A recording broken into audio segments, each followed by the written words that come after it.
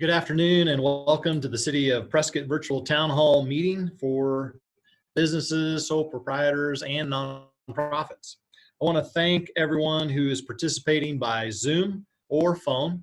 And before we begin, I want to acknowledge that this is kind of an unprecedented time. Please have some patience with us as we get the technology figured out, but we hope that this is a helpful time for you all.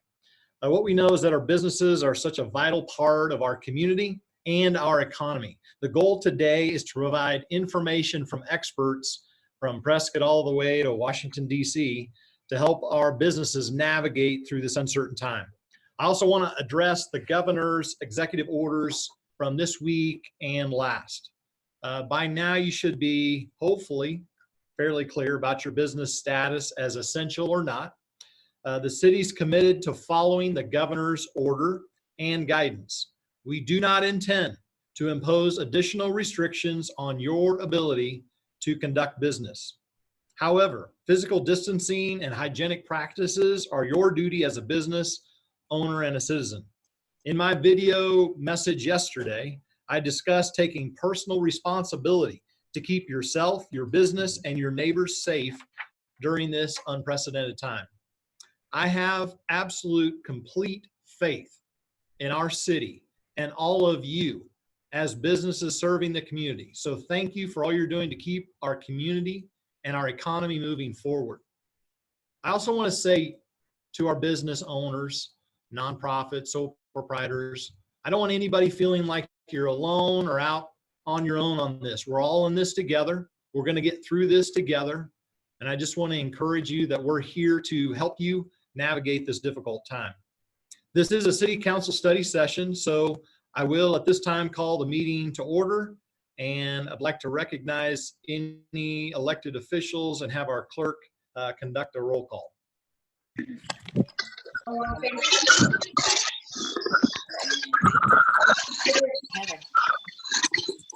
Well, Heather, unmute.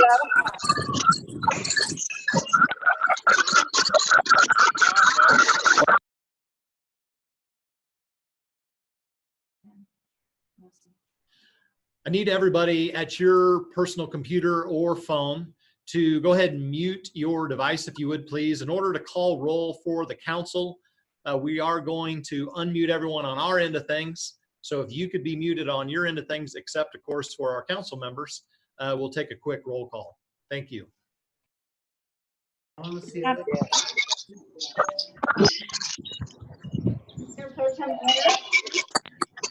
Here. Hi, Kathy Rusing's here. I'll call you individually. Mayor Pro Tem Moore is here. I'm here. Councilman Blair. Councilman Good. I'm here. Councilman Rusing. I'm here. Councilwoman Scholl. Gonna get up and go yell at a kid. Something going on. So everyone who's now working at home for the first time is like trying to figure out this. We're all supposed to be like so lucky. Like it's the same. Like he already knows the etiquette. Like you get on mute. Oh yeah. You start muted. Exactly. Yeah.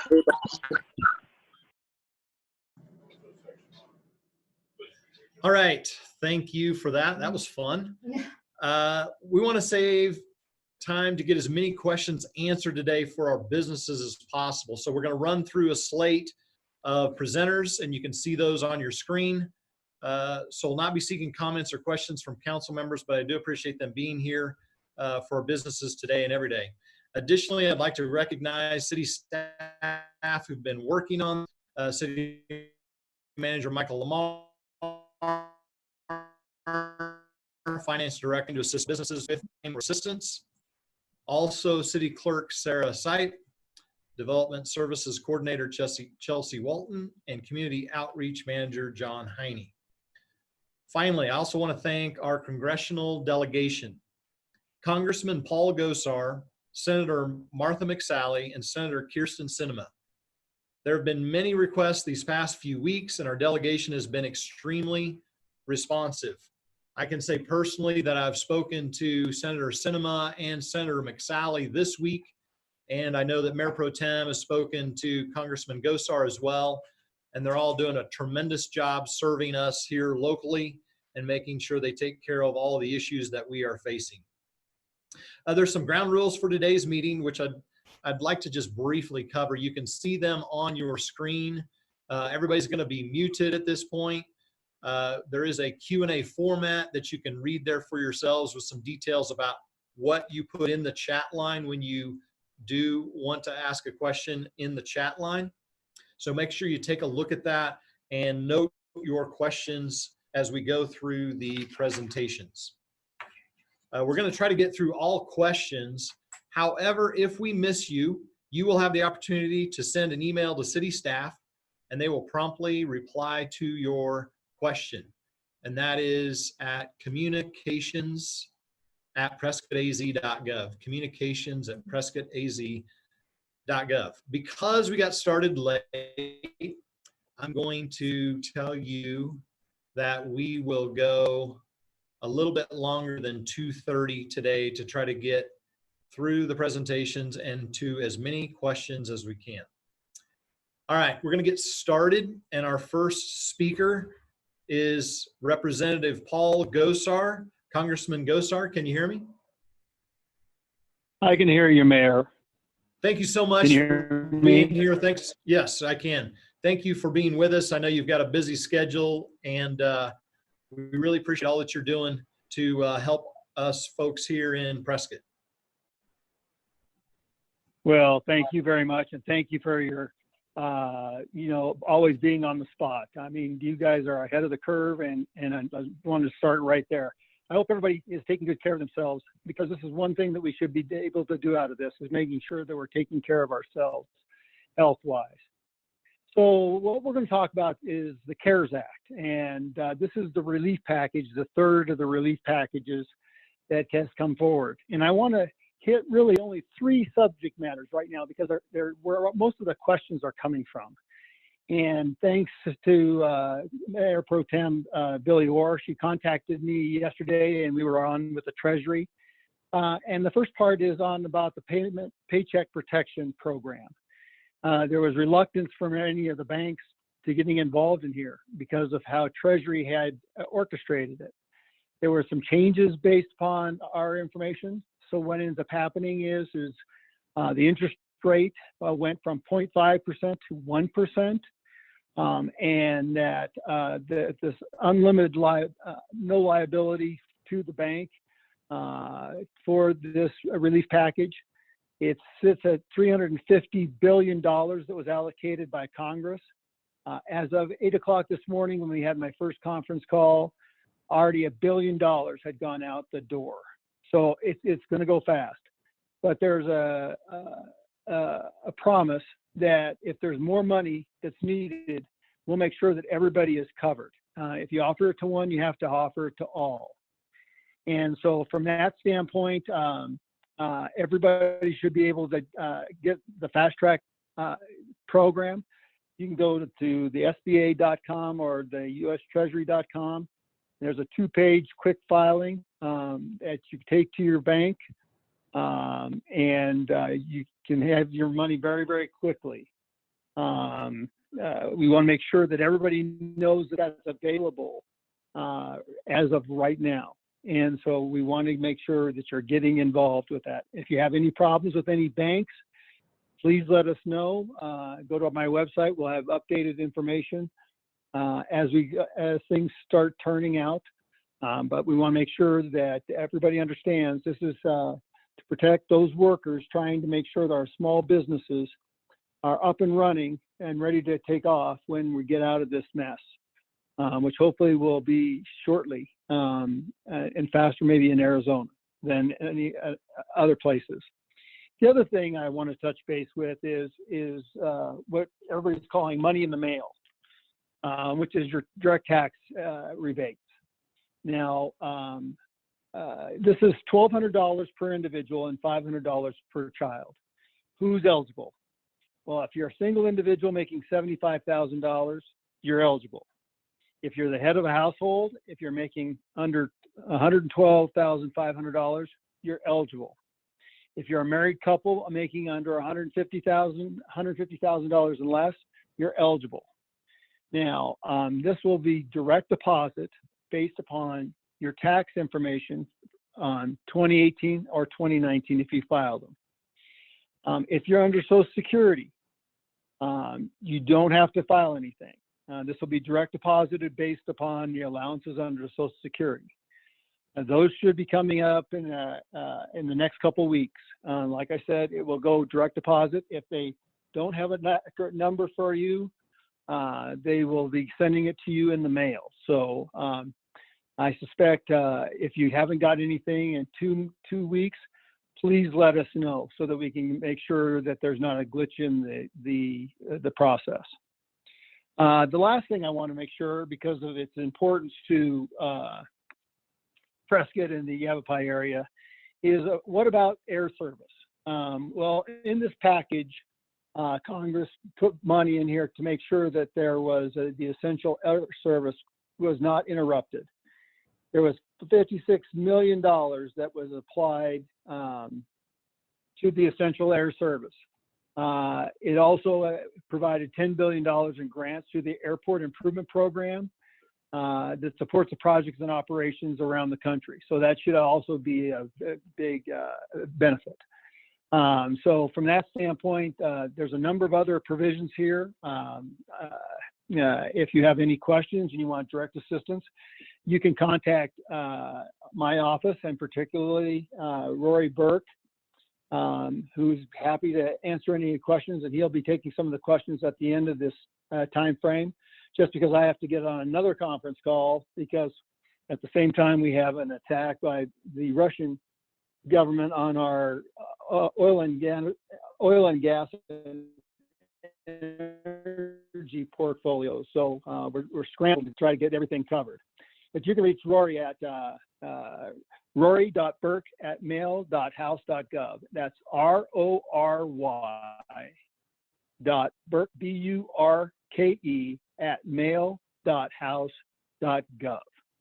So I will end it there, because I think more importantly is being able to answer questions at the other end. So Mayor, once again, thank you for your stalwart advance and letting me join in and maybe getting some of that information out that will help small businesses and individuals waiting on the resources at this unprecedented time.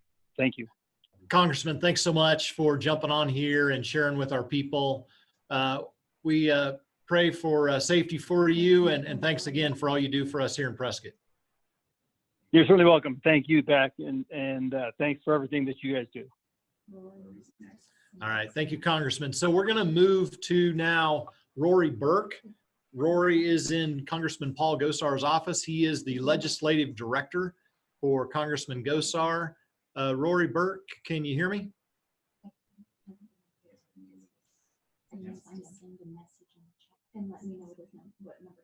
Rory, we're trying to locate your phone number in the waiting room. Can you send via chat your phone number?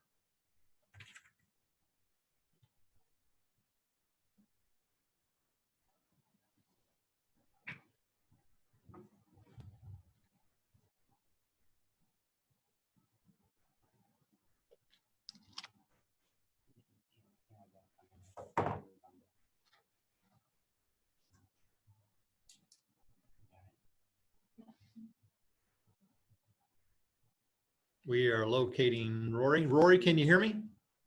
Yes, sir. This is Rory. Can anyone hear me? Yes, we can hear you, Rory. Thank you so much for making time to be with us today. We have a bunch of small businesses, sole proprietors, and nonprofits on the town hall right now, well over 200 different logins. And we're very interested in, particularly with the CARES Act and the Paycheck Protection Program. I know you've been on the front lines of this legislation, so thanks for jumping on and sharing with us today. Absolutely. Thank you very much, Mayor, for having me, and thank you for everyone being on the call. I think Congressman Gosar did a very good job pointing out some of the more focus points for you all in this legislation. As you know, there's been 3 phases. The CARES Act is the 3rd phase, which is fairly comprehensive. There's a lot of topics and a lot of questions you might have. I think Congressman Gosar started off with the good ones for you all, and then I wanted to maybe elaborate on a few and then maybe ask any questions that anyone might have. How does that sound?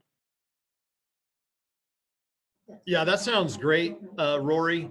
We're going to go through all the presentations, and then at the end, we're going to answer questions if you can hang on for that Q&A period. Great. That sounds perfect. And I'm sure there's plenty of other insight people have to offer. So I'll just hit on a couple things. And if there's anything I can elaborate on, I'd be happy to do so. As far as taxes, another somewhat more insight would be that employers of all sizes that face closure orders or suffer economic hardship due to the coronavirus crisis, they continue to pay employers that are furloughed may be eligible for 50% credit on up to $10,000 of wages paid to those employers.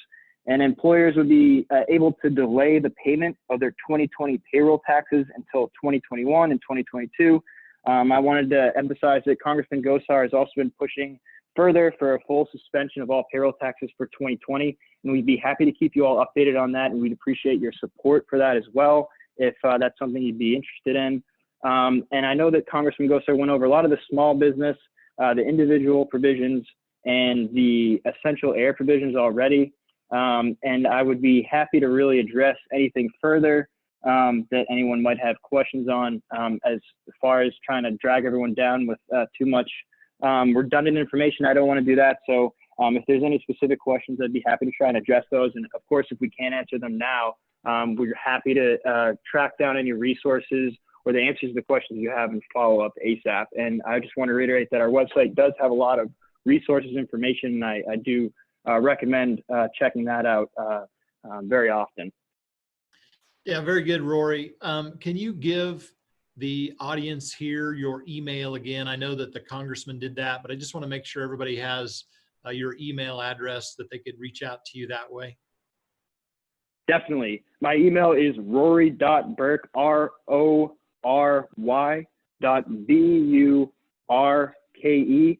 @mail.house.gov. And if you reach out to me, I promise I will follow up with you ASAP and we'll track down any resources or answers you may need.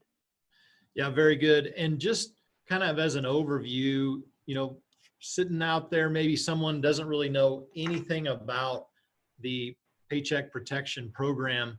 This is a program where it's a 2-page application. The congressman mentioned that it's a pretty simple application that you then take to your banker, and then the banker submits that to the Treasury. Is that correct, Rory?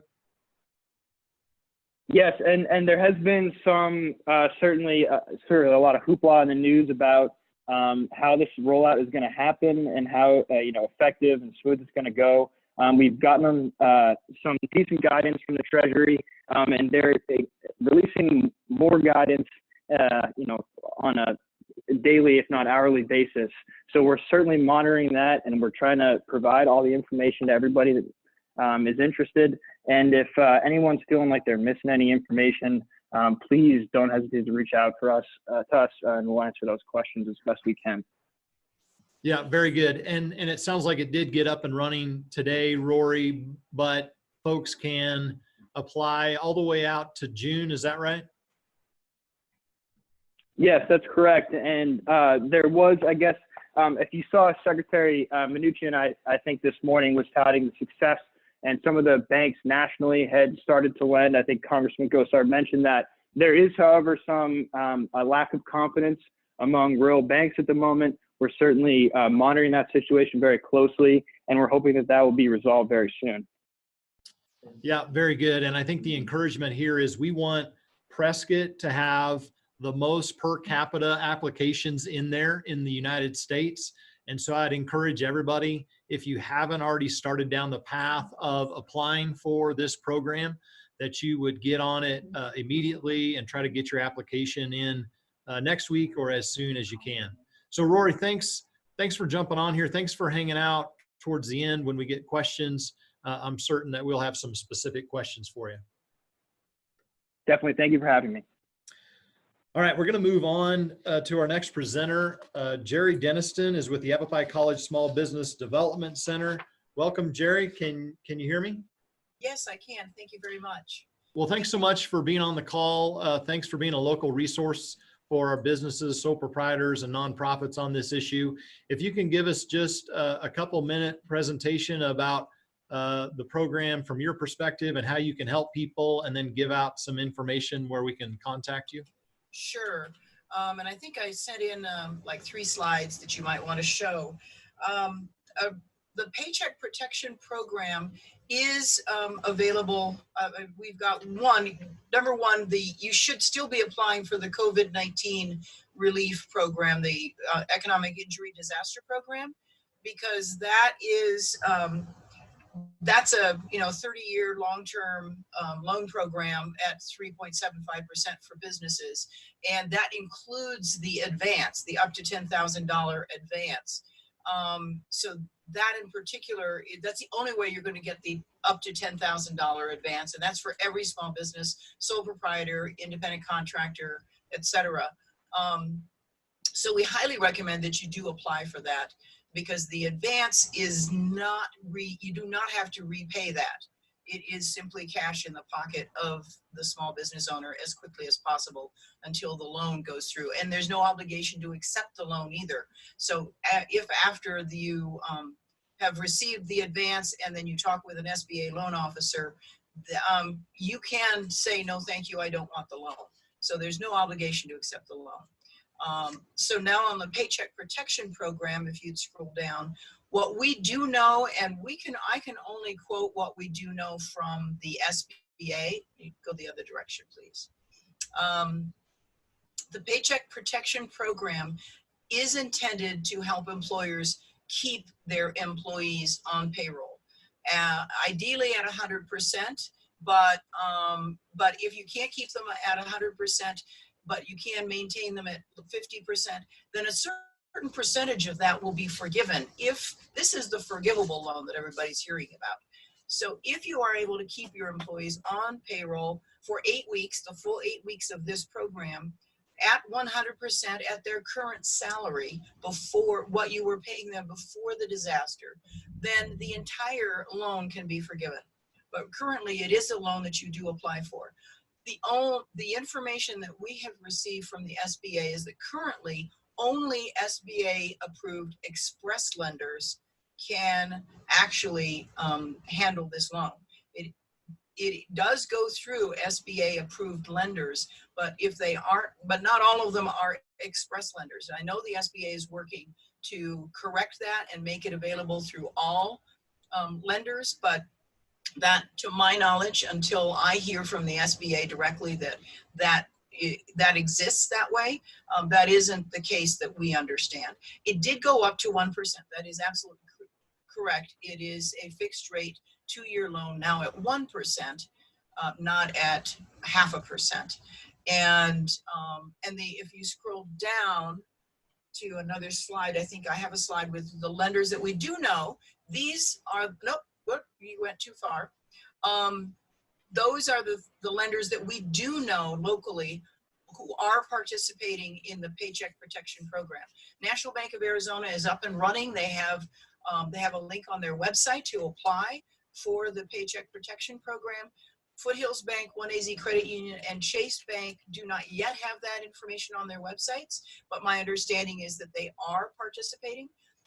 We're hearing conflicting information about whether or not you have to currently be a customer of one of these banks in order to apply for the Paycheck Protection Program. I know some banks are saying that they're only doing this for their current customers. National Bank of Arizona has told me that they are accepting new customers, and they will handle the Paycheck Protection Program for any new customer, anyone who comes in and sets up a checking account. But you do have to have a bank account with the local bank in order to participate in the Paycheck Protection Program. The other thing I wanted to talk about is the slide that's down below that, which is the Sba Debt Relief under the CARES Act. This is a program directly from the SBA. Any business that has an existing SBA 7A loan that they've been making payments on, the SBA, starting after March 27, the SBA will now pay the next 6 months of that loan. So that's any SBA loan that you may have existing. You can go to your bank, talk to your bank and say, I want to have the SBA start those loan payments. Some banks have already agreed to defer a certain number of months of loan payments. So you have a choice as a business owner to say, I want the SBA loan payments to start after the deferment ends, or I want to cancel the deferment and start the SBA loan payments right now. If your bank has given you, for example, 6 months of a deferment on the loan payments, and you choose to have the SBA loan payments start 6 months later, you have then, for all intents and purposes, you have 1 year of not having to pay those SBA loans. So this is a phenomenal program as far as I'm concerned. So if you have an existing SBA loan, go talk to your lender, or more than one. Go talk to your lender and see what can be done about having the SBA start making those payments for you. That was, those are the updates that I have. The SBDC, we are here to assist. Ruth Ellen Alinsky is our full-time business advisor in the Verde Valley. And Karen Eads on my team work out of the Prescott Valley office. Right now we're working remotely, but we are here available to work with any small business in Yavapai County to assist with the whole process of applying for these loans, answering any questions that you have, helping you through the process. You just need to register. It's confidential, free counseling, confidential counseling. We are funded by the Small Business Administration and Yavapai College. Our services are no cost to any business that we work with. You just need to register at yc.edu/SBDC to become a client of the SBDC so we can work with you going forward. And you can call 928-717-7232 to make an appointment. Catherine Anderson is checking that number daily and forwarding those messages to the team, depending on where the business owner is located. Thank you very much, Mayor Mangarelli. I'll just wait for additional questions at the end. Jerry, thank you so much for that information. It's a great overview for the different programs that are a part of the CARES Act that can help our local businesses here. Thanks also for those contacts that are up on the screen here for our people. Yavapai College is such a great partner in our community, and we really, really appreciate more than ever during this time the assistance that you're offering all of our businesses, sole proprietors, and nonprofits. So thank you, Jerry, so much for being on the town hall today, and I'm sure we'll have some questions for you later. All right, we're going to move on to our next presenter, and that is Terry Drew with Northern Arizona Council of Governments. Terry, can you hear me? Yes, sir, I can. Thank you so much. And well, Terry, welcome. yeah. Thank you. Thank you for being on the town hall, and you're on. Thank you so much. And I'm just going to speak briefly on two primary services that NACOG offers through the Workforce Development Board. One is dislocated workers, and dislocated worker is anybody who's separated from income. So that includes all the folks that are being furloughed or laid off, or even having a reduction in hours. We provide a wealth of services to those individuals, including assistance with filing unemployment, which is pretty difficult right now, resume writing, job referrals, and referrals to community services. The job development is really important and something that we're working hard on right now. There's several manufacturers and local businesses that are seeking employees and workers. We're trying to connect those folks, and I just wanted to talk a moment about difficulty of trying to match individuals with employers. Currently, with the $840 per week, that's $600 from the federal government and $240 from the Arizona UI benefits. That's $21 an hour. It's $3,360 a month. A lot of our folks that are calling in need of workers are in the $12 and $15 an hour range. So that's $480 a week or $600 a month before taxes. While we understand very definitely that this unemployment opportunity and the paycheck assistance programs are meant to infuse and stimulate spending in the country, We also know that this is a competition for employers. So employers out there that are looking to hire, please reconsider any temporary salary adjustments that you can make. It's a hard argument with individuals to say, you know, stay at home for $200 or $300 more, or go out into the community and work. A lot of our work that we're doing right now, especially with dislocated workers, is to provide them with some case management. And the case management is to help them through a thought process of returning back to your businesses and your companies with as much ease as possible. One of the ways that we do that is we support 100% of training and tuition for individuals who want to upgrade their skills during this downtime. And most all of that, well, actually all of those training programs are online and accessible to individuals. So we can pay that books and tuition for individuals simply because they've been dislocated from work. So send folks over to us.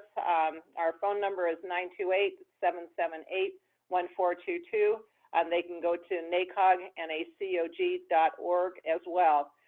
We realize that folks don't have access to Wi-Fi, so we've opened up our parking lot at 221 North Marina in downtown Prescott for Wi-Fi access to help individuals get online and access unemployment insurance or job opportunities. We also are doing curbside eligibility. So instead of food, we're bringing papers and packets out to individuals. They're taking those home or sitting in their cars and filling out those that paperwork and bringing it back to our folks, because we are not open to the public, but we are open for service from 7 a.m. to 5 p.m. And Mayor, I'll stop there and wait for questions later on. Terry, thank you so much for that information and all you do here in our community. And I'm sure we'll be asking you a few questions here later on. So thanks for hanging on the call. Appreciate it.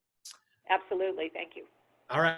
We're going to move to Senator Martha Mcsalley, who is on our town hall today. I just heard a few minutes ago that she was able to jump into the town hall. I know she's short on time and always running from one thing to the next. But Senator Mcsalley, can you hear me? I can. Can you guys hear me okay? Yes, we can. Thank you so much for making time to be with us today. Absolutely. Sorry, I jumped on a little bit later. I don't want to be redundant. I'm driving now too, but I have you on Bluetooth, so I'm driving safely. I just want to say, I know we're in unprecedented times here. You all know that. We're going to defeat this virus. We're going to get the economy back on track. I know you've already heard about a lot of pieces of the CARES Act that we put together in order to support small businesses and to support families and workers who have been impacted by this. I just want to share a couple of things. As we put this together, I want to make sure you understand like what our intent was. Speed was the first thing. The federal government and speed are normally not in the same sentence. And so we wanted to ensure that whatever we did could be executed quickly, and that ideally it's not having everybody having to stand, you know, be in line for one government agency having to process everything, which is what obviously happens with the unemployment. And so the key was speed, and the second key was, to the max extent possible, we're trying to keep employers and employees connected to each other. And I know this is not a normal thing to think about as small businesses. You've laid people off. We're asking you to hire them back on, put them back on your payroll, pay them, even if they have no work to do. And again, I know that's not like normal thinking of hardworking business people like all of you, but that is preferable for us for a number of reasons. One is it allows you to hibernate to the max extent possible, but stay kind of connected as a business family. There's societal benefits to this. There's psychological benefits to this. And then as we come out of the downturn, you don't have to start looking for a workforce and employees again. So this paycheck protection provision, which was really the brainchild of Marco Rubio and Susan Collins, working with the SBA, but and using banks and credit unions, the intent was get the money from the federal government out to local financial institutions, to the employer, to the employee, in order to hold on, keep the payroll going, pay the health insurance if you were doing that, rent, mortgage, utilities, in order to just hold it together as much as you can with the downturn we have to help us get through the other side. So I know some banks are already executing those today. Some others are still working through the guidance before they're able to do that. We're in constant communication with Treasury. I have Borden from my team. I think he is on the line. He's talking to them all hours of the day and night, trying to ensure that this thing rolls out, because we've already heard this morning, some banks are still waiting for additional guidance, whereas other banks and credit unions have actually started to move out here. So the key is, I would say though, whoever you have your relationship with right now, whatever financial institution you have a relationship with, is going to be the best way for you to get access to this, because they already know you. You either bank with them, or you have a loan with them, or some other relationship with them already that will make this likely faster. And to the unemployment piece, we were on the phone yesterday with Secretary of Labor, Secretary of Treasury. We had concerns about making sure that we were not incentivizing people to not work. Most people want to work, but we wanted to make sure, for that mismatch in the labor pool. The key is the underlying laws for unemployment still apply. Nobody can quit their job and then go file for unemployment. They actually have to be laid off. So they can't say, oh, I'm going to get paid more money if I just file for unemployment. And keep in mind, the state unemployment system, they're trying to ramp up, but there's going to be a delay before people can get that money. But if a business were to small business brings the employees back on, they say, hey, you come back on, we furloughed you, we laid you off, but here, you're going to get your pay that is the typical pay that you got while you stay home, and they have that job, then they don't qualify for unemployment. So we know many people have already been laid off. We're trying to prevent more from being laid off, and the whole Paycheck Protection Plan, the intent was to try and bring people back on and keep them connected to employers instead of having them all go into the unemployment line. That's not going to work for every situation, but that was our intent. And it's so important for the self-employed, the sole proprietors, the independent contractors to realize that they too qualify for this Paycheck Protection Program. Many have been deeply impacted by this situation, and they have no revenue coming in, so they can go get that support as well. And the guidance is out as of last night on exactly what paperwork you need to bring in order to get access to it. So I'll stop there. Borden Hoskins is on the phone to answer any deeper technical questions, but I'll keep listening in and can answer questions as well as you continue on with the town hall. God bless you all for all you're doing, and let's get through this. We're going to do it together. Senator, thank you so much for making time to be with us today and for working so hard in DC to get this passed and to make it available. And then thank you as well just for continuing to work out the kinks in this thing. And thanks for the conversation we had earlier this week and making yourself available. I really, really appreciate it. Absolutely, absolutely.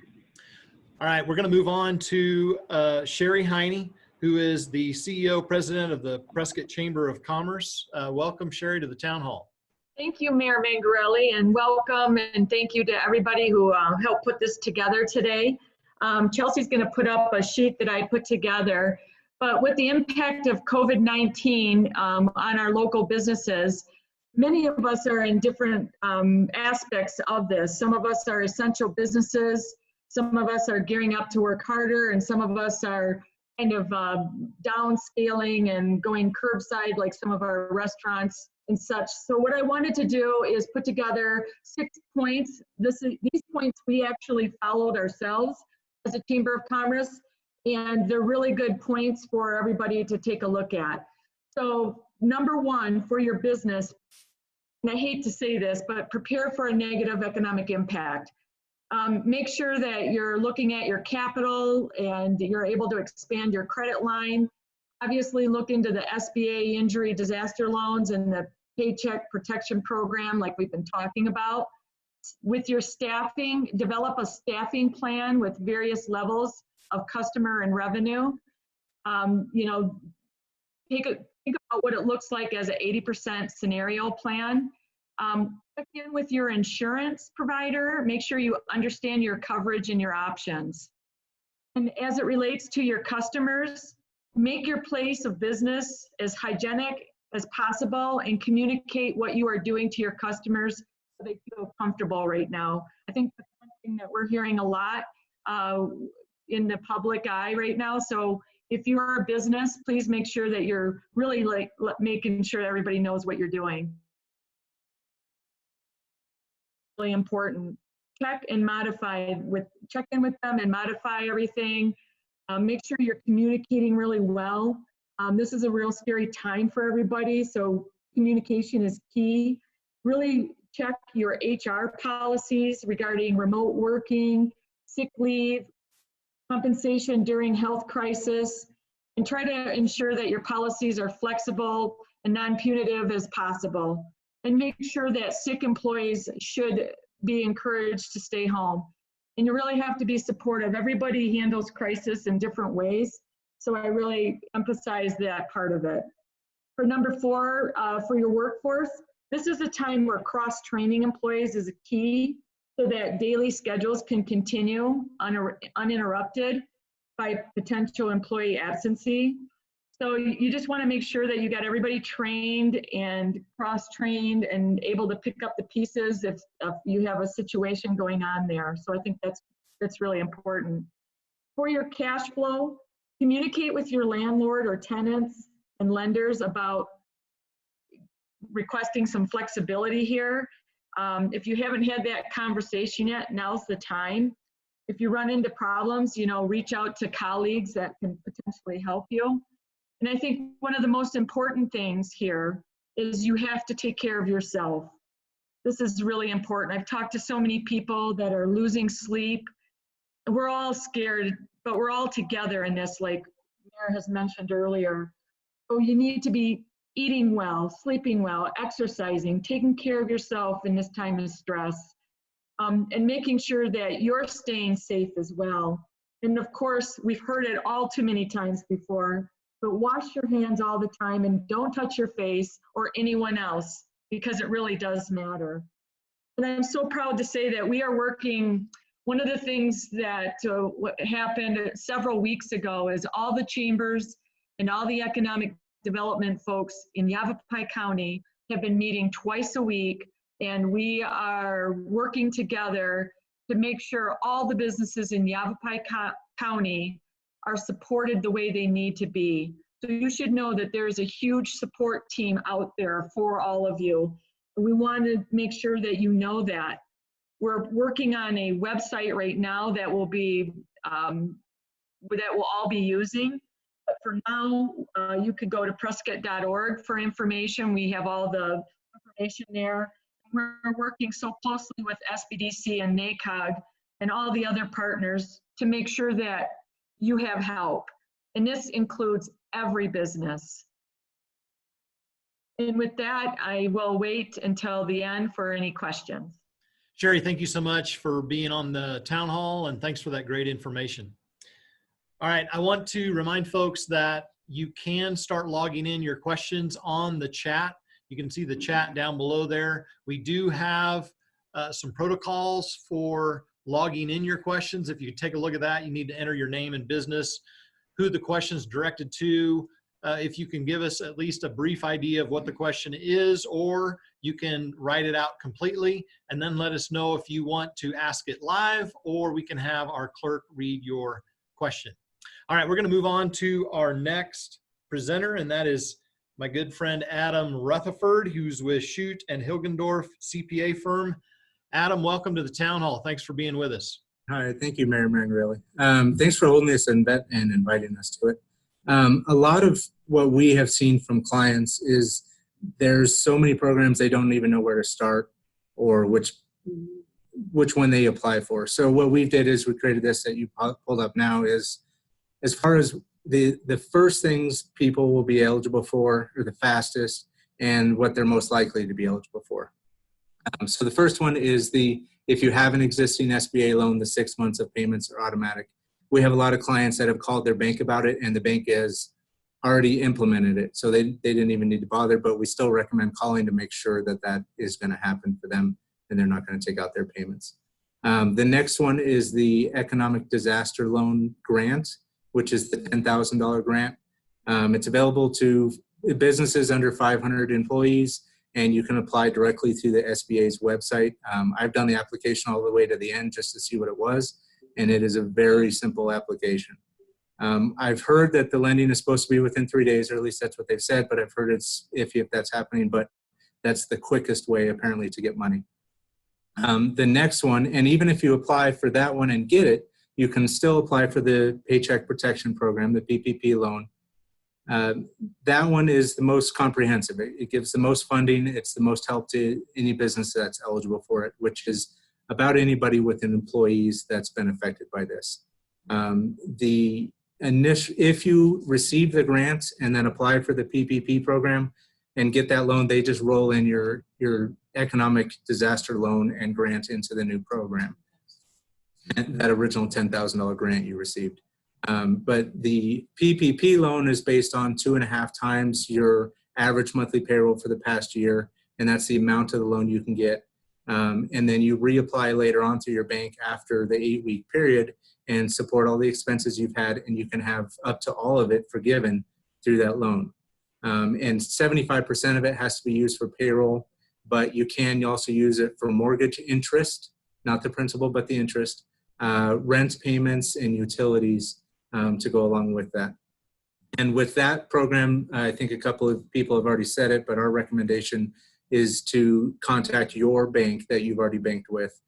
We've heard of a couple banks not saying that they won't assist people that aren't already clients. So that's what we're recommending. And there's a little bit of variances in the applications that we've seen from banks as far as the exact detail they're asking for. So that's the first place to start, because if you try to pull that ahead of time, you might be getting the wrong dates or things like that.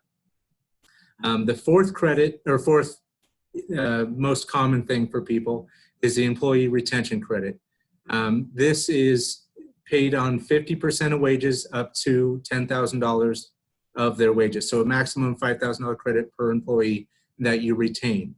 To be eligible for this, you have to have been at least partially or fully suspended by the government as far as part of your operations, or you have to have had a reduction in your gross revenue by 50% or more. And that can carry over for a couple quarters. It's a quarterly year-over-year comparison. That 50% reduction does not qualify for nonprofits. So the only way nonprofits can qualify is if they've been partially or fully suspended by a government order. And that one is a credit that'll go through on the payroll reports. You'll reduce your payroll tax deposits. You'll get a credit from the 941 you file, or the IRS just released a form, I believe yesterday or the day before, to be able to apply for the refund for the credit sooner than when you wait to file your quarterly payroll reports. There is the other option, which I heard 1 or 2 people mention, the Payroll Tax Deferral. That one is you don't have to pay the employer portion of Social Security tax. So the 6.2% of the payroll, you don't have to pay that in. For March 27th payroll through the end of the year, and you can defer the payment of that. Half of it's due by December 31st, 2021, and the other half is due by December 31st, 2022. One thing I want to point out on the employee retention credit and on the payroll tax deferral is that if you receive the PPP loan, you are not eligible for those two, the credit or the deferral.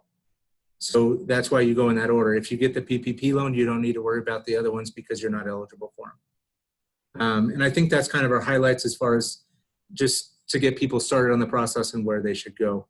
And I think that's all I have to point out now. So I'll hand it back to you and I'll stay on for any questions. Thank you. Adam, thanks so much for that great information. Appreciate you hanging out for questions here at the end. We have one more presenter and then we will go to Q&A. So feel free to start jumping on chat and logging in your questions. The next presenter, last presenter here is our city manager, Michael Lamar. Michael, can you hear me?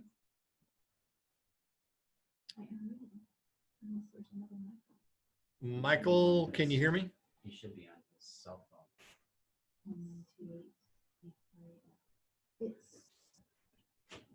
Michael, I'm showing you, but you're not having any options to mute or unmute. I'm not sure how you're calling in.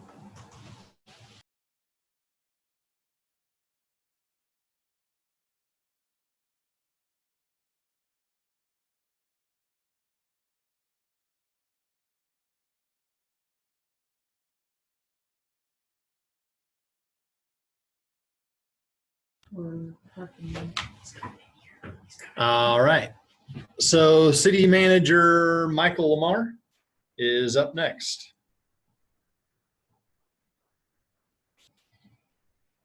Just one housekeeping. Let me reiterate to you, when you are submitting your questions, submit them in one chat. I need your full name, the name of your business, what your question is, whom your question is directed to, and whether or not you would like to speak directly, or if you would like to have me read your question for you. I need all of that information in one text message, please. Thank you.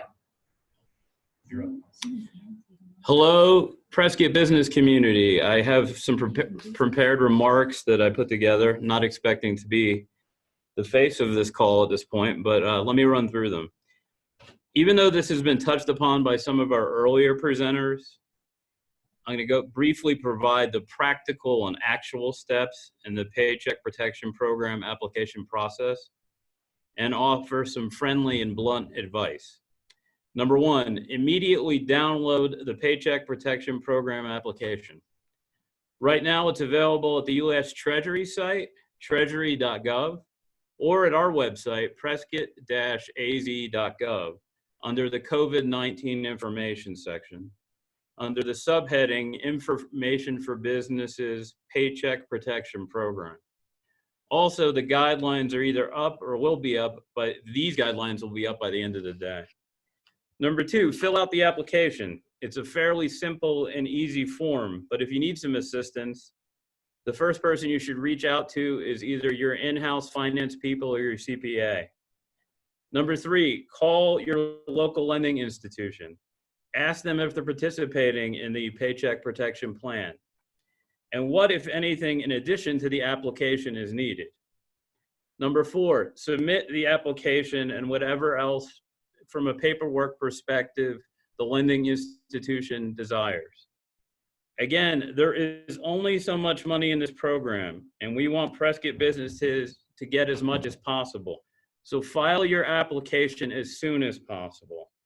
Some lending institutions are only taking applications from their current customers, so please start with your current lending institution. Number five, ask your lender when they plan on submitting your application to the federal government. This is a key point. Many lenders are not up and running in terms of the submittal process.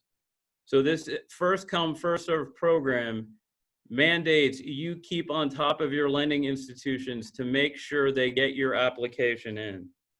Folks, please take advantage of this program. We very much want you, our local businesses, to benefit as much as humanly possible. Please stay safe and healthy. Thank you. Thank you, Michael, for that. And I appreciate all our presenters for what you've offered up today on the town hall. Now, most importantly, we want to take about 45 minutes. I think we'll go ahead and extend to about 2:45 if you want to stay with us that long. But we're going to take questions that you're bringing to this panel, and the clerk will help us navigate a Q&A. Sarah? Okay, everybody, I ask for some patience and grace from you all as I navigate through these questions.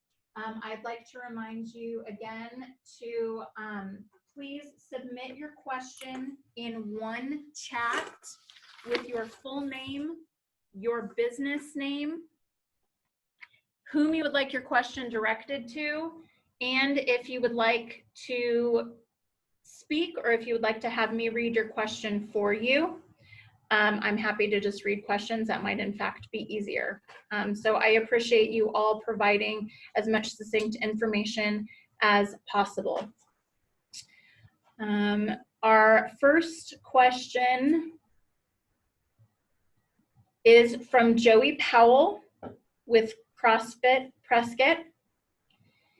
And his question is, if you are a sole proprietor, family business who does not have employees and payroll amounts because you do not have those numbers to submit for PPP, can you get money for rent?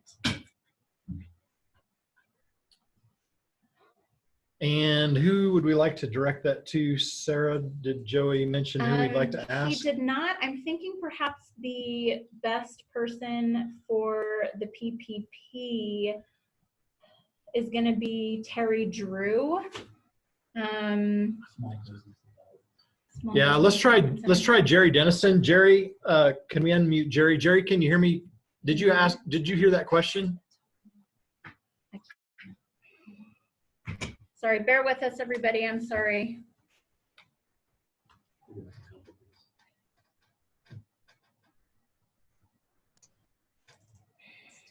Okay, now I'm unmuted. Thank you. There we go. Sorry about that. Thanks, Jerry. That's okay. Would you just repeat it again? Because I think I got all of it, but if you could Yes. repeat So the question is, if you are a sole proprietor with a family business that does not have employees or payroll amounts, how do you submit for PPP, and can you get rent money in lieu of that? The PPP does include a provision for rent. The idea is that it should only be about 25% of the expenses, but since you don't have any employees, I'm going to imagine you're either taking an owner's draw like once a month, or it's coming out of retained earnings. It's however you are paying yourself on a monthly basis that would be counting as your payroll, because you are considered one employee. So you could just list yourself as one employee, and your monthly payroll would be whatever your owner's draw is. So yes, you could apply for that, and you could definitely apply for the economic injury disaster loan as well. Both can be applied for. Jerry, thank you so much for that answer. And I would just direct Joey, who's assuming still here on the town hall. Joey, you may want to reach directly out to the Yavapai College Small Business Development Center and talk to them about that unique situation. But thank you so much for that question. So let's move on to the next question. The next question is from Skylar Reeves with Viviali Hospitality Group. And this, I think, is also going to be probably directed to Jerry, because it's a PPP question as well. Jerry, is any portion of the PPP loans, particularly the forgiven part of it? Oh my gosh, I'm so sorry. I just navigated away from that here.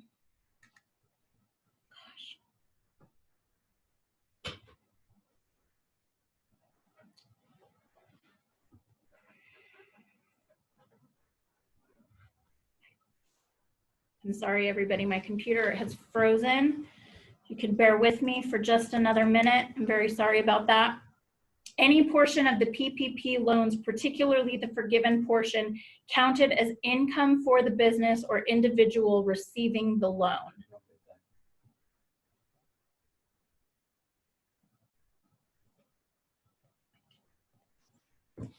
Jerry, can you hear me? Yes. I'm just unmuting.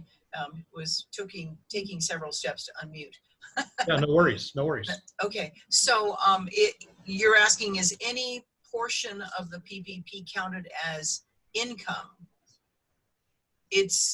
So the PPP is designed to cover employee payroll and other expenses. So this could be mortgage, rent, utilities, business expenses. But the idea and the purpose of this is to keep as many of your employees on salary, on payroll as possible, even if you furloughed them. I'm not sure that answers the question. Does it count as revenue? It's a loan, so it wouldn't be, if you're thinking about taxes, I think the CPA would be the better one to answer this, but it's a loan. It isn't new revenue to the business generated through business operations. It's a loan. And if it's forgiven, that's a good question. I guess the CPA, I would throw this to your CPA who's on here. How would you treat that, Adam Rutherford? How would that get treated next year when the taxes are filed? If the loan was forgiven and the business received $50,000, $100,000 or more, and all of that was forgiven, how would that be accounted for in next year's taxes? Hi, so this is Adam. I'm assuming people can hear me. Yes. Okay, so on the forgiveness, the amount that is forgiven is not considered income to the business. It's not taxable income. It specifically say that in the law. And then one thing on the question about the proprietors, if you do not have employees for payroll, you can apply for the PPP loan, and it's based off of your SE income. So if you have a Schedule C, it's based off of the self-employment net income from that entity during that period. So it would be based on your net income. So you'd still have to have income to qualify under that. The grant, you would be able to qualify for that $10,000 grant as well, based on your self-employment income. And you would just get the $10,000 no matter on the income, I believe. Very good. Thank you, Adam. I also have Borden. You should be up, Borden. Can you shed any light on any of these questions we've covered so far? Yeah, just confirming. Can you hear me okay? Yes, we can. Thank you. Okay. Yeah, so obviously the guidance came out last night, what we'd all been waiting on for several days. Just to kind of clarify on the self-employed income, you know, I think the way they categorize that was wages, commissions, income, or net earnings, or similar compensation is what will be used to determine the loan amount for self-employed individuals. But again, to kind of go back, the portion that's going to be forgiven, they want 75% of that to go towards payroll. And so if they use the portion of that loan, regardless of how much that self-employed individual gets, if they're not applying 75% of that payroll for themselves, they're not looking at 100% forgiveness rate. Sorry, this is Borden Hoskins with Senator Mcsalley, just to clarify. And then the other thing just also wanted to touch on is businesses are eligible for both the EIDL and the PPP loans. However, you know, you just want to be real careful.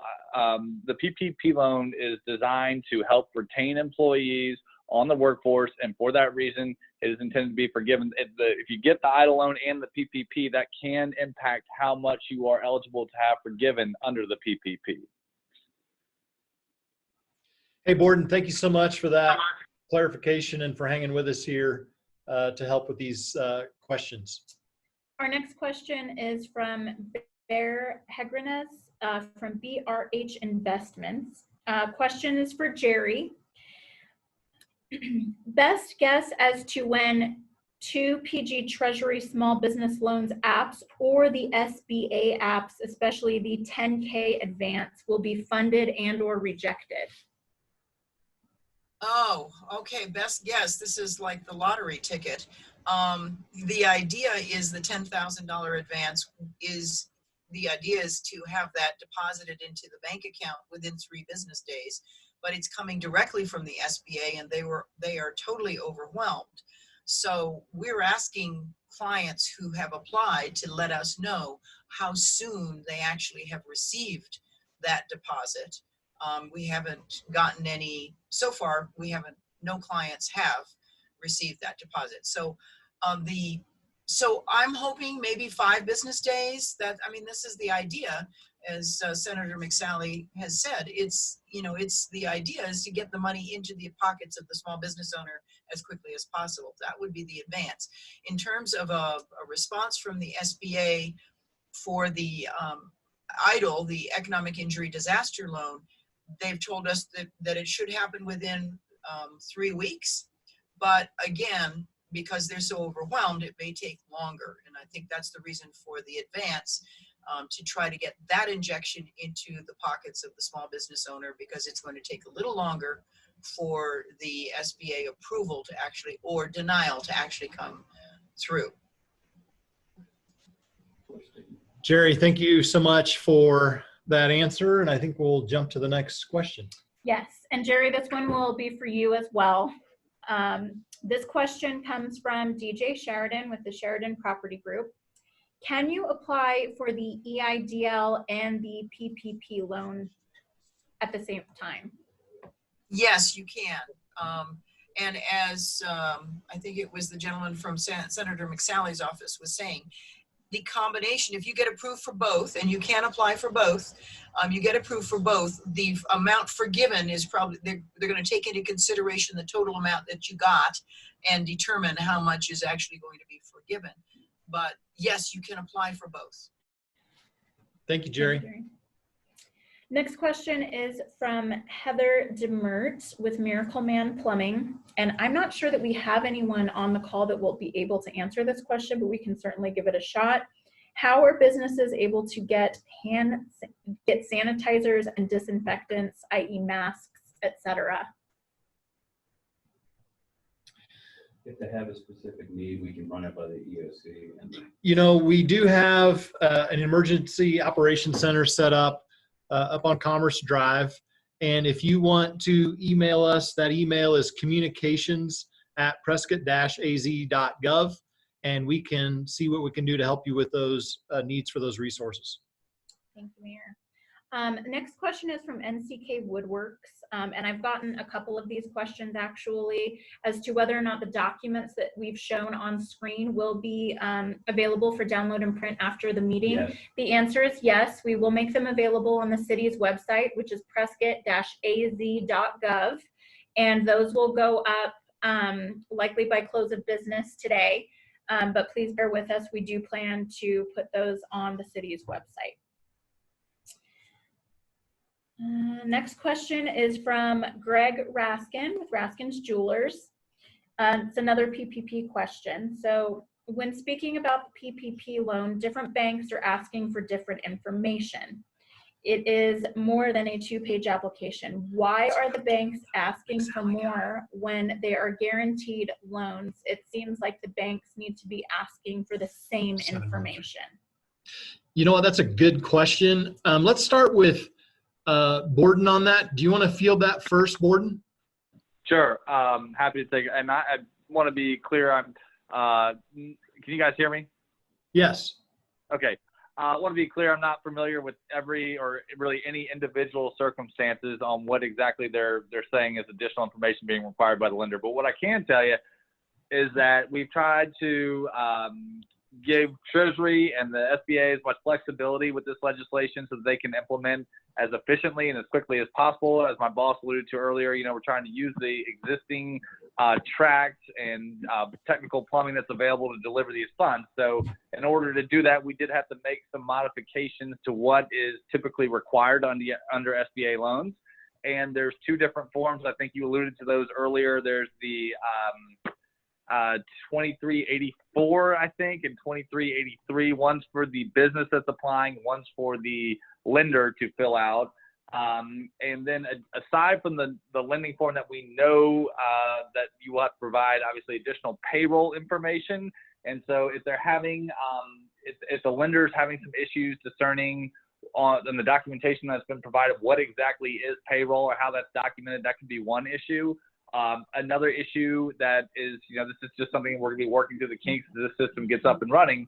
A lot of banks have a system, or lenders, financial institutions, credit unions, whatever it may be, have a system in place that they use to process paperwork for your traditional non-SBA loans or other traditional SBA loans. And so their systems are designed to accommodate flow of information in a very specific way. And so it could be a number of issues there. And, our hope, obviously, is that this program gets more usage and the lenders are more comfortable with it. They'll be asking for essentially the bare minimum on requirement of documentation. That being said, I can tell you what we've explicitly laid out in the law that they should not be asking you for is any personal guarantee, no collateral, and no documentation that would normally require SBA applicants to prove that they cannot obtain credit elsewhere. And so essentially what we've tried to do is design a system that streamlines basic information on you and the business, and attestation that you were in business prior to February 15th, and then supplemental documentation so that the lender can determine your average monthly payroll to approve you or provide the proper loan amount. I appreciate that answer. I want to ask Rory Burke to jump in as well. Rory, do you have anything to color in on this question? I think that covers it. Can you hear me? Yeah. I think that covers it pretty well. Certainly, if there's any additional information, additional questions you have, Mr. Raskin, we'd be happy to help address it for you. But I think that pretty much covers it fairly well. All right. Thank you, Rory. We will move on to the next question. We do have a few duplicate questions, so understand if we don't ask your specific question. We're trying to group these questions together, and if there's overlap, we may not answer your specific one because we assume it's already been answered. Sarah? Yes, so there was another question on here about family businesses with no employees. Ms. Denniston at Yavapai College did answer that question earlier. If you missed that, you can certainly follow up with her at a later time. Thomas Tillery, I do see that you put in your name and your business, but you did not put in a question. So if you'd like to resubmit that, we can get to that as we circle around. Another question from Skylar Reeves regarding government regulations. If government regulations have affected how you do business, but you are not down a full 50%, will you be eligible for a portion of the loan that is still able to be forgiven? Yeah, do we want to start with Rory or Borden on that one? One of you guys want to start with that? Can you hear me, Rory? Or Borden? Yes, can you hear me? Yeah, Yes, go I ahead. can hear you just fine. This is Borden from Senator Mcsalley's office. Rory kind of alluded earlier to the payroll tax credit. That 50%, that is for businesses that are not going to be applying for this SBA Paycheck Protection Program. So the Paycheck Protection Program is for small businesses, employers of 500 or fewer that have experienced some sort of financial hardship or downturn as a result of the COVID pandemic. The payroll tax credit is for businesses that maybe see a better benefit of going the payroll tax deduction route, or their number of employees, or their structure of their business, 501c6s, for example, would otherwise make them ineligible for the Paycheck Protection Program. That's great. Rory, anything to add? No, I'm sorry. I think that pretty much covers it. Thank you, Board. And then Jerry, anything else here locally you want to add to that question? No, I think he covered it well. That's great. Thank you. Thank you, guys. We'll move on to the next question. Okay, the next question is from Katie Dufert from Ride Prescott, and this is directed to you, Mayor, and or Sherry Heine. Do we have any plans to hold some Zoom meetings for business owners to brainstorm ideas for Prescott businesses to A, stay open, and B, work together to have the best possible summer season after all of this, possibly recoup some business this fall by being prepared? Thank you. Yeah, that's a good question. Thank you for asking. We definitely want to reach out to the business community and kind of talk about more things we can do practically to help you here locally. And so we're open to those ideas. Sherry, what would you have to add to that question? Yes, we are working on that right now, and you will be hearing from us shortly in regards to that. And we want to have the best, when this is over, party in downtown Prescott ever. I want to have the mayor co-chair that with us. But absolutely, we need to all work together in this. So just look for that information shortly. Yeah, thank you, Sherry. The next one is from Rebecca Horneman, again asking if the information will be available. And yes, as I mentioned, we will make all of the information available on the city's website, prescott-az.gov. I will also be putting together brief meeting minutes with all of the links and emails that have been provided. Those likely will not be up until next week, though. Yes, as well as the recording of this meeting. Once that concludes, will be generated a link, and we will put that on the city's website as well. The next question comes from Tom Tillery with Dry Gulch, Arizona. Does any section 1112 6-month loan forgiveness have to be an SBA 7A loan or any 7A conforming loan? So let's go to Jerry. Do you want to field that one? Sure. I'm assuming this is about the PPP.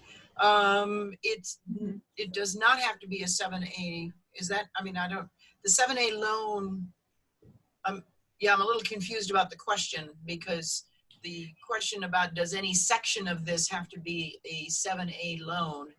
And the answer is no. This is a loan separate from regular SBA standard 7A loans. This is totally different. It's the Paycheck Protection Program is a very different loan. So different qualifications, no collateral, no, I mean, even, you know, very streamlined versus a regular 7A SBA loan. I'm not sure if that answers the question or not. It does, yes. Thank you, Jerry. Okay.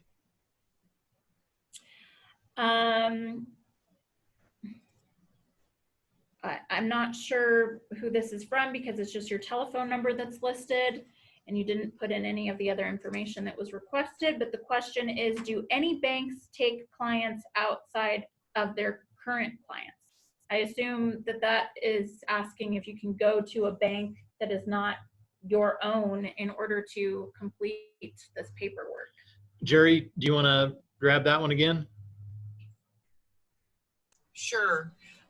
Yes, I know that National Bank of Arizona has said that they will accept new customers for the PPP loan. If you are not a current customer, you just need to open up an account with them.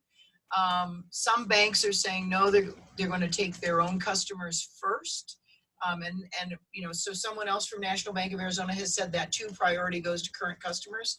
But you know, we're hearing both things from the different lenders. Thank you for that, Jerry. Appreciate it. Okay. The next question comes from Jay Sanford. This individual is a personal trainer and group fitness instructor that is an independent contractor for 3 gyms in the area, who has been in business in Prescott since August of 2019. Wondering if aside from the SBA loan and unemployment, there are any other options to cover income loss. Jerry, you want to try field that one again? Okay. Yeah, for the income loss, I would say apply for the economic injury disaster loan. Any business that has been in existence as of March 13 can apply. Independent contractors, sole proprietors, etc. So that would be the first step, is the EIDL loan for revenue generation, revenue loss. And if you're an independent contractor, so you don't have employees, you could apply for the PPP at the same time as an independent contractor. And if you don't have any outstanding loans, then the SBA 6-month loan payment program isn't applicable to you. There's another called the Express Bridge Loan, but that's designed for, I think, for individuals who are turned down by the SBA on the EIDL, who have a really, really poor credit history, a minimum credit score of 130. It has some other parameters related to it. It's a 7-year loan. I don't know which banks it's only through express lenders, SBA approved express lenders, the Express Bridge Loan. So that would be kind of like the last resort on revenue loss protection. Thank you, Jerry. That first thing that you mentioned, that disaster relief, that is a $10,000 grant. Is that correct? There's a $10,000 grant in there, but the maximum amount you can apply for is $2 million per business. Okay. There's also a $25,000 uncollateralized loan amount in there as well. So if you only need $25,000, they don't ask for any collateral at all. If you need more than $25,000, the SBA will accept collateral, but it's not required. And it also includes the up to $10,000 grant. All right. Thank you, Jerry. We're going to move on to the next question. This question comes from Bob Greninger with the Prescott Western Heritage Foundation, directed to Adam Rutherford and Sherry Heine. The Prescott Western Heritage Foundation is a 501c3 nonprofit corporation operating solely with volunteer staff. As a business,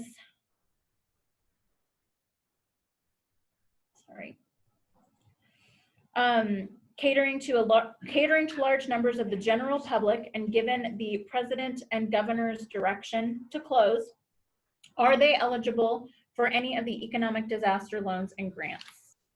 So Adam, do you want to field that one first and then maybe Sherry? Yeah, I can field that one. So they wouldn't be eligible for the PPP without employees. or at least for the forgiveness. You could apply for the loan based on 1099 employees that you've paid, contractors, but they wouldn't get any forgiveness under that program.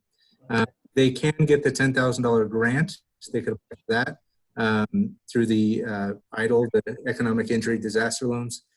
If they have a reduction of, they'd have to, if they're shut down by the government, they could apply for the employee retention credit.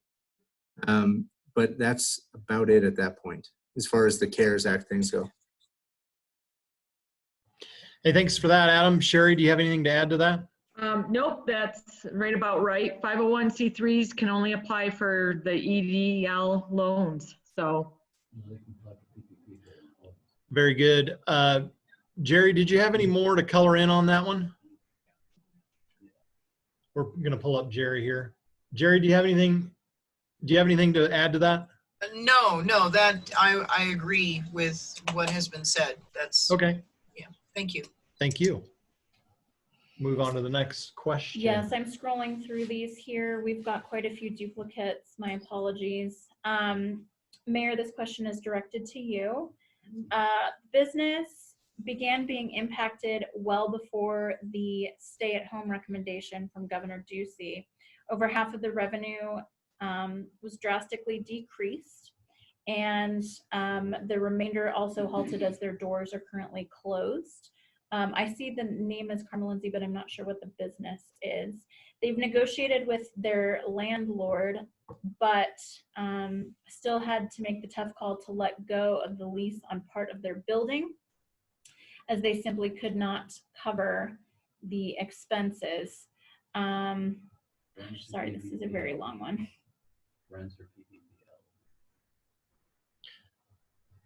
So Sarah, this is dealing with rent on a property here in Prescott.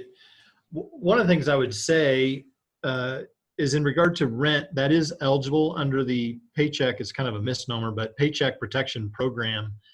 When you apply for that, you can use a portion of that money for reimbursement on rent and other overhead like mortgage and utilities and insurance.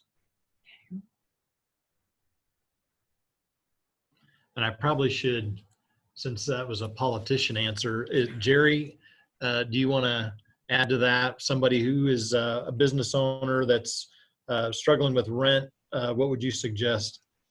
I would suggest they apply for the EIDL, because that is exactly what it's designed for. It's working capital loan for 6 months to cover rent, utilities, mortgage, all of your business expenses in addition to payroll. So that one is designed for that, and it's 6 months worth of working capital. That's awesome. Thank you, Jerry. That's all that I have here that is not a duplicate question that we've already answered. If anybody has questions that have not been answered, please again type your name, your business name, and your question in the chat box so that we can get those answered for you. Mr. Tillery, I see your question, and I believe that we've already answered it regarding the Section 1112 requirements for payments on new existing 7A loans for 6 months. Does this apply only to SBA generated loans or to any bank loan that qualifies as a 7A loan? Let's go with Jerry on that. Jerry, could you field that one, please? Yes. The 7A loan is not just any bank loan. It is only issued through an SBA approved lender who is approved to do 7A loans. So that does only apply to SBA 7A loans. It also applies, I think it's Community Reinvestment Act loans or something. There's another parameter in there, but it only applies to loans that are backed by the Small Business Administration. So a commercial bank loan, one that's issued by Chase or B of A or any of the banks that is not an SBA backed loan, does not qualify for the 6 months of payment by the SBA. You'd have to get relief through the EIDL or the PPP or other resources.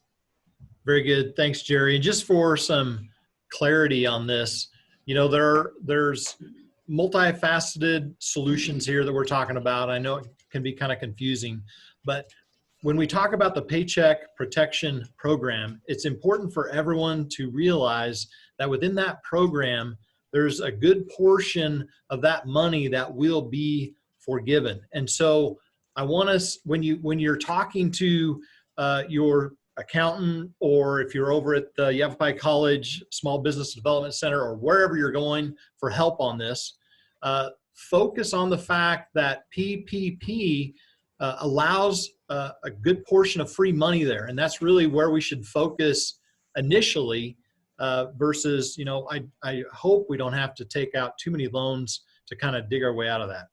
All right, we're gonna take another question. This question comes from Eric Knight with Prescott Wilder House. I'm sorry. This is for Senator Mcsalley's office. Contractor employees were supposed to be included in the calculation for employees. However, last night they mentioned the guidance saying they do not get included.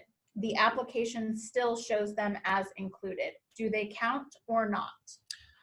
Borden, can you hear me? Field that question? Yeah, can you guys hear me? Yes. Okay.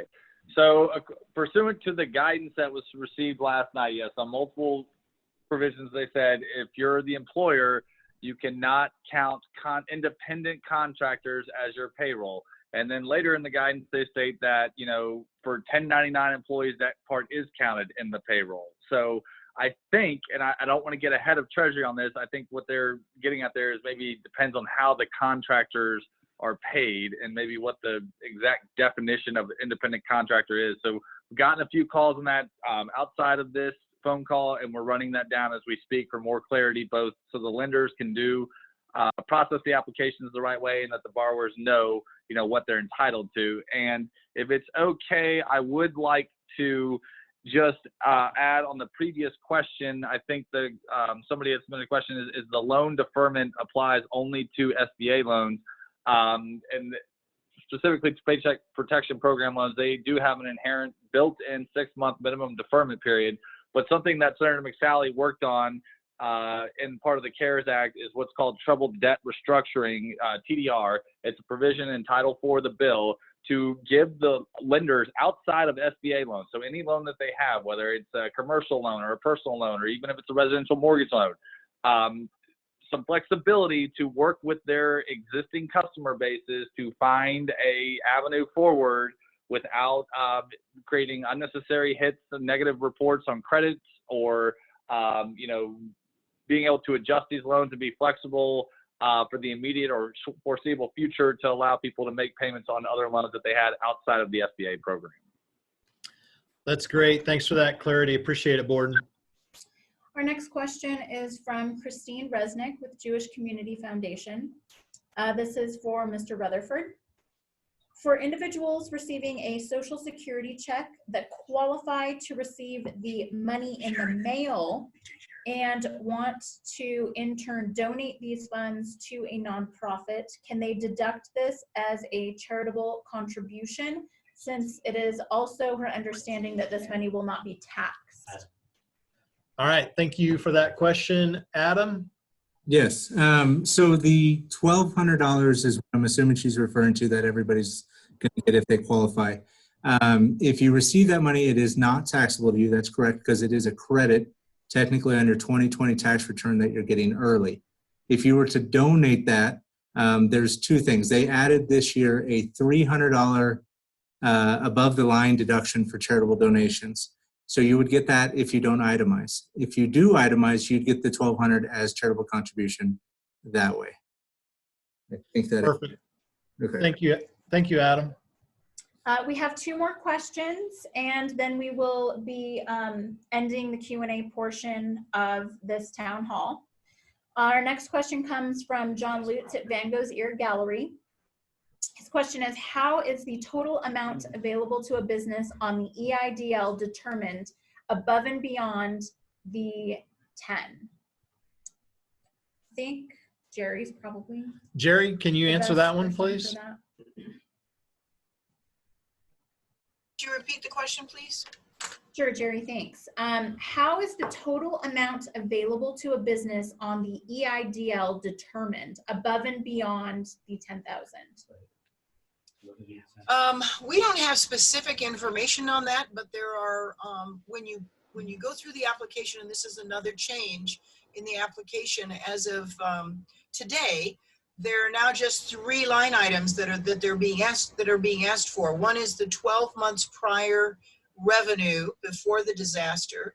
Another is your cost of goods sold. And then today they added your operational expenses for the last 12 months. So they're looking at those 3 figures to try to estimate what you need for working capital for the next 6 months. And I'm those are the only numbers that are being asked for. The rest of it is all about business and the business ownership and details on the business itself. So I am surmising, we have not been told, but I am surmising that the estimation of the amount that you will be given, awarded in terms of a loan, is based on those 3 figures. Very good. Thank you, Jerry. We'll go to our last question. This is from Collective Karma again. The question is there any statement calling for patience from business owners when it comes to rent so that they can have time to hear back from the SBA on their loans? This business owner applied on Monday, but has not heard back as of yet. Jerry, you want to answer that one? Sure. The only, patience definitely is the operative word here. The only way to check right now that we know of to check on the status of your application is to either call the 800 number that is listed on the SBA, the disaster website, the SBA disaster website, or to send an email to disastercustomerservice@sba.gov. We have heard that some people have called that 800 number and been on the phone for 4.5 to 5 hours before someone finally got through to them. There were something like 300 people ahead of them on the call. So it's probably better to send the email to disastercustomerservice@sba.gov and see how long it's going to take for somebody to respond to you. That's the best I can say. We have, unfortunately, patience is the operative word here. Thank you, Jerry. That was our last question. I want to thank everyone for bearing with us on that. If you had a question that did not get addressed, I noticed a number of duplicate questions, and so we did not readdress those. We will again be posting all of the slides and information from today's meeting on the city's website, specifically on the COVID page, which can be found at prescott-az.gov/COVID-19. If you did have a question that was somehow overlooked, I greatly apologize. You are welcome to put that into the chat now, and we can see if we can get those addressed offline. Please include your contact information for me in that question. And now I will turn it back over to the mayor for some closing remarks. All right. Well, thanks so much, everyone, for jumping on. I'm going to go ahead and go to video so I can look everybody in the eye. Thanks so much, everyone, for participating today in this town hall. We hope it was helpful. We would love to hear your feedback, so please reach out to City Hall. You can email us at communications@prescott-az.gov. We'd love to hear from you in regards to how this went, how we can improve. We anticipate hopefully doing more town halls in the future. Thanks also for your patience with all the technology issues that we had today. I want to quickly mention a new executive order that just came out today from Governor Ducey's office. And this, just briefly, you should go to the whole thing, but I just want to give you a highlight of what the executive order is about. It looks like it's giving more clarity in terms of those businesses that are non-essential in this case. And that would be barbers, cosmetology, hairstyling, nail salons, aesthetic salons, tanning salons, tattoo parlors, spas, and massage parlors are now a part of those businesses that are being asked to cease operations as of 5 p.m. Saturday. I want to give our panel just a quick opportunity to have any closing remarks that they would like before we close the town hall. I want to thank all of our panel members for being on today. Rory Burke, can you hear me there? Rory, would you like to conclude the town hall with any remarks here? Yes, I'd just like to say thank you very much, Mayor Mangarelli, and to Senator Mcsalley, and to Yavapai Small Business Development Center, NA Council of Governments, Chamber of Commerce, and everyone else joining us today. If there's any questions you have or anything we can help connect you with resource-wise and information, please reach out to me, and we will be happy to get on that as quick as we possibly can. Great. How about Borden from Senator Mcsalley's office? Yeah, sure. I would reiterate Rory's statements, and also just say, the senator has been, I would say, working harder than I've ever seen any politician work in the last 3 weeks. And, our full focus right now is implementation of phase 3, which, sounds like everybody's kind of on the same page. There's a lot of good programs out there. There's a lot of options for a lot of different size or types of entities. But as we get through implementing this in the initial time, we're probably going to see a lot of kinks, as we've already seen today. But, we're going to keep working through this. Implementation is the key here, keeping people on payroll, keeping small businesses around. And, depending on how the next couple of weeks go, there's been a lot of talk, at least in Washington, D.C., about a phase 4.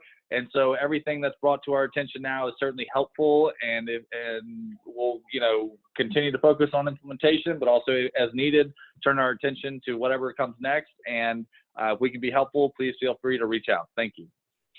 Thanks, Borden. It's my understanding that Senator Mcsalley is still on the line. Senator, can you hear me? Oh, I still I am. Yeah, thanks, Mayor. That's okay. No, look, Borden's been also around the clock engaging with Treasury to make sure that this is implemented. And I know there's a lot of information that's being thrown at small business owners as they're all struggling. Just one final point is this Paycheck Protection Program is one of the most foundational parts of this bill, with the intent that you can get forgivable loans and you can get them quickly from your local financial institution.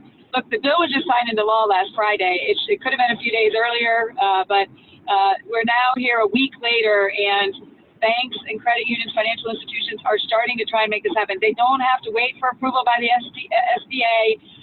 So working directly with you, that is a very strong avenue. You don't have to pay it back as long as you meet the criteria. So be patient with your banks and credit unions, as they just got guidance last night and they're trying to figure this out as quickly as possible. Great for the Small Business Development Center to always provide support and advice to all of you. But as you're applying for things, make sure you really keep in mind what PPP can do for you. And a forgivable loan, if it works for you, is always going to be better than one you got to pay back. So you may be doing it all the above, but one will affect the other as far as what's forgivable. So we are here to serve you. Please keep us, let us know if you have any issues or concerns. If this money in the PPP does run out, it's because it's a successful program keeping small businesses going. And when we think about phase 4, adding to it or extending the timeline if we need to are the things that will be definitely top of mind to make sure that all small businesses can survive and get out the other end here, and we can get our economy going back on track the way it was before this pandemic hit. Senator, thank you so much for hanging on the whole town hall with us through the questions, and really, really appreciate your efforts out there. Absolutely. God bless you guys. Thank you. God bless. All right, we're going to move on to Jerry. Closing comment. Jerry? Yes, I'm unmuting myself, sorry, or getting unmuted. So yes, just to reiterate same things that others have said. Thank you so much for the opportunity. I agree with Senator Mcsalley to do the analysis, get with your CPA, your tax accountant, and do the analysis to determine which direction is going to be better for you. Do you go with the PPP and not do the EIDL? Do you do both? also do some analysis to figure out how long you can stay in business, what kind of working capital you need, not just for 6 months, but 9 months in a year. This is going to be an extensive situation, especially if you had to close. How long is it going to take you to ramp up? So have an idea of what it is you actually need, and don't assume that a $10,000 cash injection is going to be sufficient just by itself. So we're happy to help businesses do that analysis. We can work with them. We have to do this remotely, but we certainly are here to help in any way that we can. Just reach out to the Small Business Development Center at Yavapai College. Thanks so much, Jerry. Adam Rutherford, can you hear me, Adam? Any closing comments? Yeah, I can hear you. Thank you again for having us on here. I guess my main comment is I know a lot of places have resources. We've been sending out emails to all of our clients pretty regularly this week with our analysis and updates on all of these provisions. And we will be posting those to our website as well. It's prescottaccountants.com, where we have that, and we have that summary where business owners can go and look and what steps we recommend to follow as far as which programs to apply for first and where to go through. Thank you, Adam. Yep, thank you. Sherry Heine. Yes, thank you, Mayor. And again, I want to thank you and our city manager, Michael Lamar, and the whole team and all the guest speakers for today. And I just want to reiterate and remind everyone that we are all going through this at the same time. And this touches all of us. So all of us working together can get through this. And we will be working with anyone and everyone to help support the business community and bringing everyone together. Thank you, Sherry. Terry Drew. Can you hear me, Terry? Let's jump to Michael Lamar. Mayor, I'd just like to reiterate what I said earlier, and I know you've said, and a lot of people on this call. We are committed here at Prescott to being here for you during this crisis. We have two missions in my mind right now. Is keeping people safe and healthy and helping our business community prosper and be propped up. Whatever we can do to facilitate information or be a clearinghouse for your questions or concerns, call us. We're here for you. Thanks. Thank you, Michael. It's great technology as we slide back in here. And Terry Drew, can you hear me, Terry? Yes, sir, I can. Can you hear me? Yes. Okay, and my first is gratitude always to yourself and everybody who put this together. And let's focus on recovery. And recovery includes labor. I really appreciate what Senator Mcsalley said, and bringing those folks back to work and working through a process for sustainability of labor. We struggle in rural areas, especially during recessions and hard times. Historically, folks will migrate back to cities, and we don't want that. We want to sustain our communities, and we want to build and move forward. And my new plan B is to breathe. Well, thank you, Terry. Thank you, everyone, for joining us on this virtual town hall meeting. Some great information today. I want to thank all of our speakers, our elected officials, and especially our staff here who've helped produce this town hall. Please, again, remember the website, prescott-az.gov/COVID-19. Stay home, stay healthy, stay connected. Please know we're here for you, and we'll get through this together. God bless you all, and God bless Prescott.